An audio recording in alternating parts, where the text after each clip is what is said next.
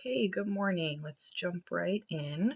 My name is Melody Fisher. I'm an RN and I'm a BSN student. And this practicum project that I've been working on is aimed towards decreasing the spread of respiratory illnesses, specifically in Key West within Monroe County. There is a large prevalence of respiratory illnesses and infections in this community because there is a very large population all within a very small area, since Key West is only 4 miles long. These illnesses really target the children of the community because they are living in such crowded living conditions. They are in schools all day, they are in extracurriculars and any other programs where there are a lot of kids in a small vicinity almost daily. So a lot of the times when one kid gets an illness or even a cold, then all the kids in that class, all the siblings of those kids, all the other kids they come in contact with will get this illness, and it kind of snowballs to where there's no downtime for respiratory illnesses or viruses or colds that have respiratory symptoms. So let's move on to what we're talking about today. So our agenda today will be discussing prevention strategies to try and keep kids from getting sick in the first place. Then we will discuss signs and symptoms, what to look for as a parent or a caregiver for kids who may have these respiratory illnesses come home from school with them, or a sibling that may get it from someone that is in school or any other places that have these diseases. And finally, we'll talk about treatments that can be done at home as supportive care treatments, over-the-counter treatments, things that do not need to be prescribed by a doctor to kind of handle these respiratory illnesses until the kids are feeling better and can return to school. So some common respiratory illnesses that may show up in your kids in the schools is RSV, which is very common. It is becoming more prevalent every year, and it is very, very hard for younger kids to fight this off. So if you have a school-age child who, let's say he's in first grade, he gets sick, he gets RSV, comes home, it may take him, a few days to feel better and he recovers and he can go back to school. However, if that same first grader has a younger sibling at home that is maybe a baby, especially a baby that's only a few months old and has not had any sort of vaccines yet, that baby can get extremely, extremely sick. RSV can even be lethal in little babies, especially those with compromised immune systems or any babies that don't have any vaccines or any sort of immune system to help fight it off. So it is very important that even if an older kid gets RSV or any of the others like flu or COVID or a regular cold, that we try and quarantine that child from their siblings so that it is not spread and it's not, spread outside of the home as well. So like I said before, there's also the flu comes and goes every year. And now along with, similar symptoms that the flu has, we also have COVID. And we also have just regular colds and viruses that have respiratory symptoms that can develop into, something more severe, such as a pneumonia, or it can just kind of damage your immune system, and then you're more susceptible to pick up things like flu or COVID on top of just having a cold. So the topic one that we will be talking about is prevention strategies.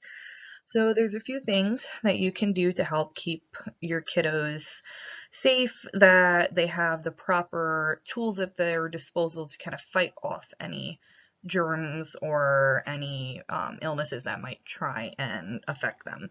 So number one is to wash hands. This is the number one way to help stop the spread of germs, the spread of diseases.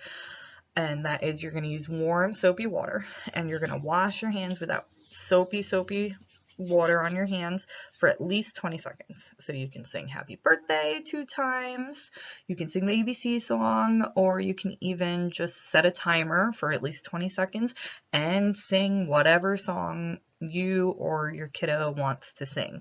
As long as it's going for 20 seconds and they're really getting that soap all over their hands and washing them good and then rinsing them off, then that is fine. The next thing you can do is teach your child cough etiquette and ensure that they are doing this appropriately every time that they cough. So they can either, cover their cough with a tissue, or if that's not available, if they're out somewhere or at school, or there's just no kind of tissue or napkin that can cover their cough, they can cough into their sleeve or elbow.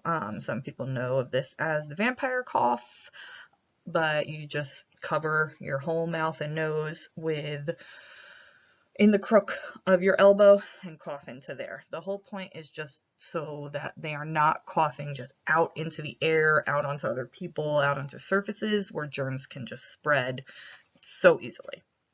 And finally, it is super important to clean everything. Everything that your child touches every day when they come home from school. Clean their backpacks, clean their lunch bags, their water bottles, their clothes. Make sure they're only wearing them once and then they're going into the wash. You can clean shoes that might track in some germs or bacteria. And, make sure that the classrooms or the programs that your child is in are also practicing these disinfecting techniques daily, so that we're kind of reducing the amount of germs that can be passed to and from kids. So moving on to topic 2, these are the signs and symptoms that you will look out for if you think that your child may be getting sick with something. So, like I said, this can be from, a common cold all the way up to something like RSV or flu or COVID or any of those other viruses that may be making their rounds among the school-aged kids. So the most common signs and symptoms are going to include a fever, and that means that the child's temperature has to be 100.4 or higher. So if they're down in the 99s, you're just going to kind of watch it and see if it goes up or down. Their body might be able to fight off whatever's going on. But if they do have a fever that's 100.4 or above, then we're going to want to keep an eye on that, and you can treat it with over-the-counter Tylenol or ibuprofen for any kids that are older than 6 months. And if they're feeling uncomfortable or it seems to be bugging them. We're also going to look for a cough. This can start out as a dry cough. It could start out as a cough where they're coughing up some gunk in their lungs. But a cough is usually a pretty good sign that there's a respiratory component going on with whatever they're fighting off. They also may have a runny or stuffy nose. The congestion that's going on in their nose and in their head is what can lead to congestion in their chest and their lungs. So you're going to want to look out for runny and stuffy nose and try and treat that as quickly as possible so that it doesn't, fall down into their chest and cause some congestion down there. You can also notice that they're not feeling good if they're a little more tired than normal. They don't really want to get up and run around.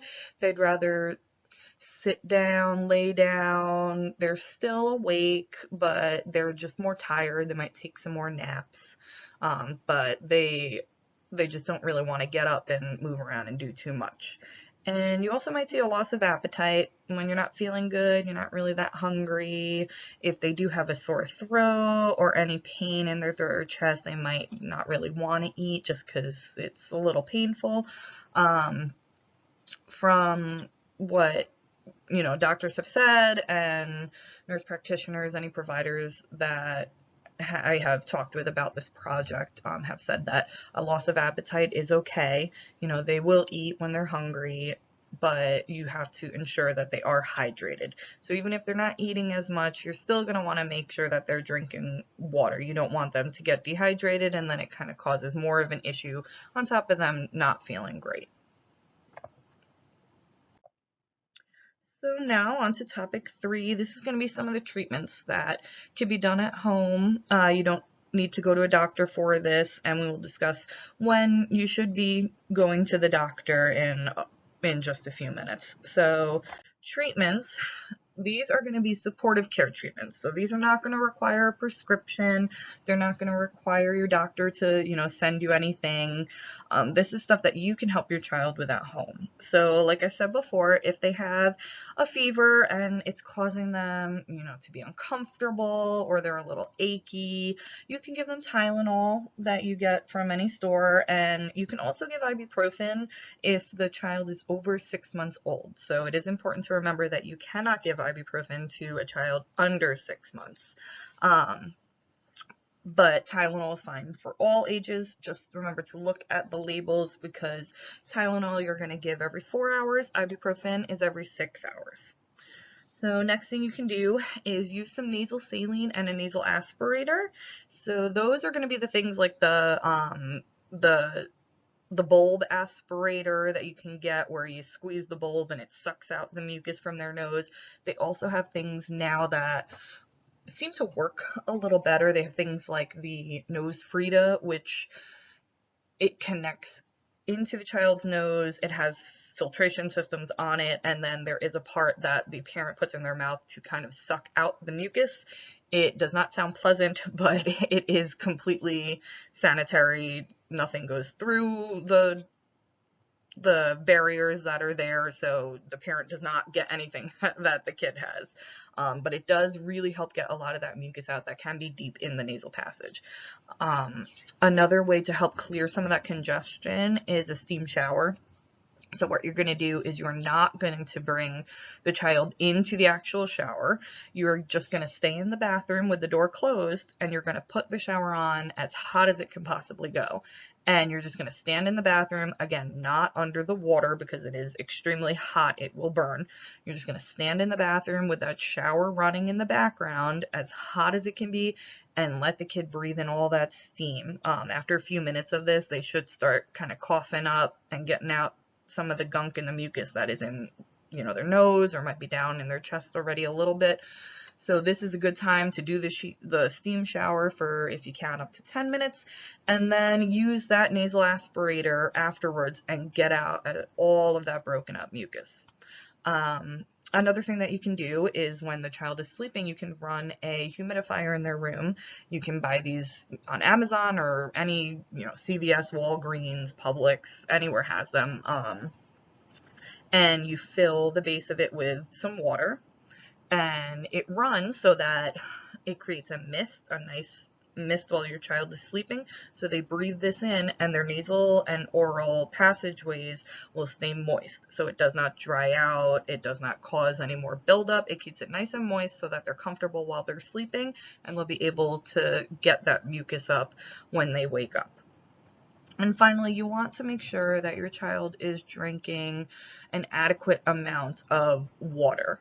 If they are little and it is hard to get them to drink water, you can do Pedialyte. They also have Pedialyte popsicles. Any fluid or fluid enhancements for children, such as Pedialyte, would be good at this time to just make sure they're getting enough fluids. It is rather easy to become dehydrated when you're sick, just because you don't want to drink anything that might hurt your throat. You don't feel good. So it's very important to make sure that children do not get dehydrated on top of the cold or virus that they're experiencing.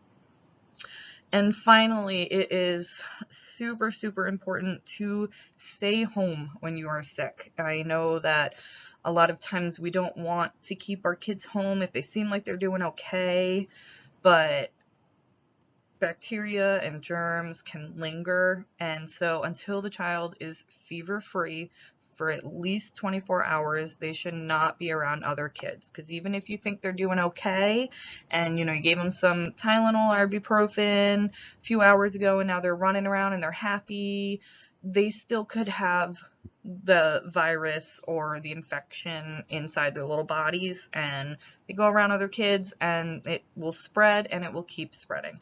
So rule of thumb, 24 hours, no fever, then they can continue going back to school, going to play dates, going to do whatever they want as long as there's no fever. And finally, the symptoms may linger even after that fever is resolved. So the fever might be gone, their congestion's clearing up, they're doing great, they're back in school, but they might still be coughing. This is okay. As long as there's no fever, you can treat the symptoms as they arise and as, they're bothering the child. But as long as they're fever-free for 24 hours and they feel fine, they're not uncomfortable from the symptoms, they can continue on with their normal routine. And then you would just treat whatever symptoms are still there until they go away. These are the references from the CDC and other websites that I pulled all of this information from. And that is it. So that is my practicum project on how to help decrease the spread of respiratory infections and illnesses among children, specifically school-aged children, in the city of Key West, as well as the rest of Monroe County. Thank you.